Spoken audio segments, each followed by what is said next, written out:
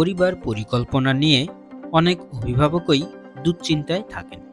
বিশেষ করে দুই সন্তানের মধ্যে বয়সের ব্যবধান কত হওয়া উচিত তা নিয়ে প্রশ্ন থাকে অনেকের মনে। আজ আমরা আলোচনা করব বিশেষজ্ঞদের মতামত এবং এই বিষয়ে গঠনমূলক দৃষ্টিভঙ্গি নিয়ে। বিশেষজ্ঞরা বলেছেন, একটি সন্তানের জন্মের ন্যূনতম 2 বছর পর দ্বিতীয় সন্তান নেওয়া উচিত। কারণ মায়ের শারীরিক সুস্থতা এবং প্রথম সন্তানের বেড়ে ওঠার জন্য এটি অত্যন্ত গুরুত্বপূর্ণ। 2 বছরের কম ব্যবধানে সন্তান হলে মা এবং প্রথম সন্তানের উভয়ের প্রয়োজনীয় যত্নে ঘাটতি হতে পারে। স্কয়ার হাসপাতালের কনসালটেন্ট ডক্টর ফারজানা রশিদের মতে, মায়ের দুধ শিশুদের জন্য 2 বছর পর্যন্ত অত্যন্ত গুরুত্বপূর্ণ। এর আগে গর্ভধারণ করলে প্রথম সন্তান পুষ্টির অভাবে পড়তে পারে। 3 থেকে 5 বছরের ব্যবধানকে বেশ উপযুক্ত বলে মনে করেছেন বিশেষজ্ঞরা।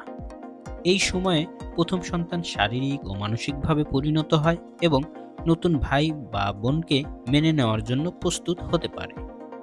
গবেষণায় দেখা গেছে, কাছাকাছি বয়সের 2 সন্তানের লালন পালন মা বাবার জন্য কিছুটা চ্যালেঞ্জিং হতে পারে। তবে একাধিক সন্তানের প্রতি সমান মনোযোগ না দিতে পারলে শিশুর মনে নেতিবাচক প্রভাব ফেলতে পারে। তবে মায়ের বয়স এবং শারীরিক অবস্থা এই সিদ্ধান্তে গুরুত্বপূর্ণ ভূমিকা রাখে। 30 বছরের পর সন্তান নেওয়ার ক্ষেত্রে দ্রুত সিদ্ধান্ত নেওয়া ভালো, কারণ বয়স বাড়লে গর্ভধারণের সম্ভাবনা কমে এবং শারীরিক জটিলতার ঝুঁকি বেড়ে যায়।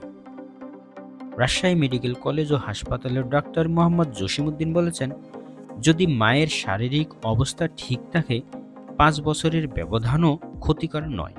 তবে প্রথম সন্তানের সঙ্গে আন্তরিক সম্পর্ক বজায় রাখাই সবচেয়ে গুরুত্বপূর্ণ। পরবর্তী সন্তান আসার আগে বড় সন্তানকে ধীরে ধীরে মানসিকভাবে প্রস্তুত করা প্রয়োজন। তাকে বোঝাতে হবে মা বাবার ভালোবাসা সবার জন্য সমান। এতে সে তার ছোট ভাই বা বোনকে সহজে গ্রহণ করতে পারবে এবং ছোটখাটো আত্মত্যাগেও প্রস্তুত হবে। 2 সন্তানের মধ্যে বয়সের ব্যবধানের সিদ্ধান্ত অভিভাবকদের জন্য খুবই গুরুত্বপূর্ণ। এটি কেবল মা বাবার শারীরিক এবং মানসিক স্বাস্থ্যের জন্য নয়, সন্তানদের সমন্বিত বিকাশের জন্যও জরুরি। সঠিক সিদ্ধান্ত নিয়ে আপনার পরিবারের সুখ আর শান্তি বয়ে নিয়ে আসুন।